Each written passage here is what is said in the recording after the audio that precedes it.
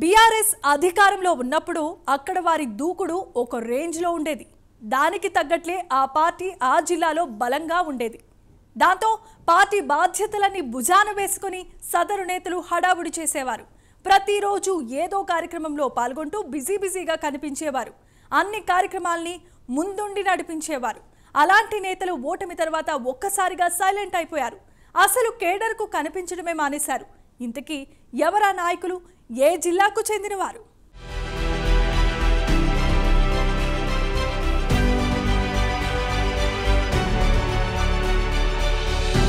మొన్నటి ఎన్నికల వరకు ఉమ్మడి కరీంనగర్ జిల్లాలో గతంలో బీఆర్ఎస్ బలంగా ఉండేది. ఎప్పుడు ఏ ఎన్నికలు జరిగినా బీఆర్ఎస్ హవా స్పష్టంగా కనబడేది. మొన్నటి అసెంబ్లీ ఎన్నికల్లో ఓడిపోయిన తర్వాత పార్టీ శ్రేణులు పూర్తిగా ఢీలా పడ్డాయి. జిల్లాలో కూడా అనుకున్న స్థాయిలో సీట్లు రాలేదు. ఇప్పుడు ప్రతిపక్ష బీఆర్ఎస్ ముఖ్య నేతలు కాంగ్రెస్ ప్రభుత్వంపై విమర్శలు చేస్తున్నారు. ప్రతిపక్ష పార్టీ ప్రభుత్వానికి వ్యతిరేకంగా ఏ ఛాన్స్ దొరికినా వదలకుండా వివిధ కార్యక్రమాలు నిర్వహిస్తోంది. అయితే కరీంనగర్ జిల్లాలో అసెంబ్లీ ఎన్నికల్లో ఓడిపోయిన బీఆర్ఎస్ అభ్యర్థులు మాత్రం అన్ని కార్యక్రమాలకు దూరంగా ఉంటున్నారు. మంథని నుంచి పోటీ చేసి ఓడిపోయిన పుట్ట మధు పార్టీ కార్యక్రమాల్లో పాల్గొనకుండా పూర్తిగా సైలెంట్ అయ్యారు. ఎప్పుడూ శ్రీధర్ బాబుపై ఫైర్ అయ్యే మధు ఇప్పుడు నోరు విప్పడం లేదు. బీఆర్ఎస్ పిలుపునిచ్చిన కార్యక్రమాల్లో కూడా పాల్గొనడం లేదు.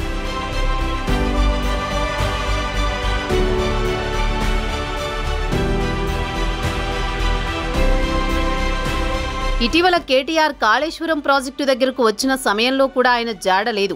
ఎంతో దూకుడుగా ఉండే ఈ నేత పూర్తిగా సైలెంట్ అవ్వడం పార్టీ శ్రేణులనే ఆశ్చర్యపరుస్తోంది. అధికారంలో ఉన్నంతకాలం దూకుడుగా వ్యవహరించిన హుస్నాబాద్ మాజీ ఎమ్మెల్యే సతీష్ బాబు పార్టీ కార్యక్రమాల్లో కనిపించడమే మానేశారు. అంతేకాదు హుస్నాబాద్ వాసులకు కూడా నల్లపూస అయ్యారట. దాంతో అక్కడ నడిపించే నాయకుడు లేక బీఆర్ఎస్ శ్రేణులు పక్కచూపులు చూస్తున్నాయంటున్నారు. బీఆర్ఎస్ వర్కింగ్ ప్రెసిడెంట్ కేటీఆర్ ఉమ్మడి జిల్లా పర్యటనకు వచ్చినా ముఖం చూపించడం మానేశారు. ఆ క్రమంలో హుస్నాబాద్లో అధికార పార్టీకి కౌంటర్ ఇచ్చే నాయకుడే లేకుండా పోయారు.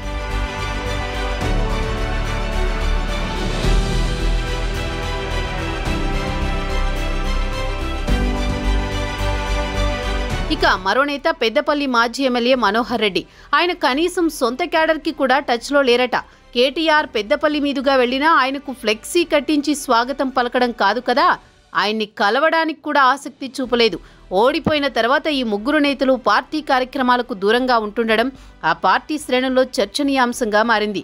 ఎప్పుడూ యాక్టివ్గా ఉండే నేతలు సైలెంట్గా ఉండడంతో పార్టీ వర్గాలు పూర్తిగా ఢీలా పడిపోతున్నాయి. కేటీఆర్ ప్రభుత్వాన్ని పదే టార్గెట్ చేస్తూ ఆ పార్టీకి వ్యతిరేకంగా ఆందోళనలకు పిలుపు ఇస్తున్నా ఆ ముగ్గురు మాజీ ఎమ్మెల్యేలు స్పందించడం లేదు. అధికారంలో ఉన్నప్పుడు తరచూ నియోజకవర్గంలో పర్యటించిన నేతలు ఇప్పుడు నియోజకవర్గం వైపు కూడా చూడడం లేదు. అంతేకాదు కాంగ్రెస్ ఎమ్మెల్యేలపై కూడా ఎలాంటి విమర్శలు చేయడం లేదు. ఆ క్రమంలో వారి ఫ్యూచర్ ప్లాన్స్ వేరేగా ఉన్నాయేమో అన్న చర్చ మొదలైంది.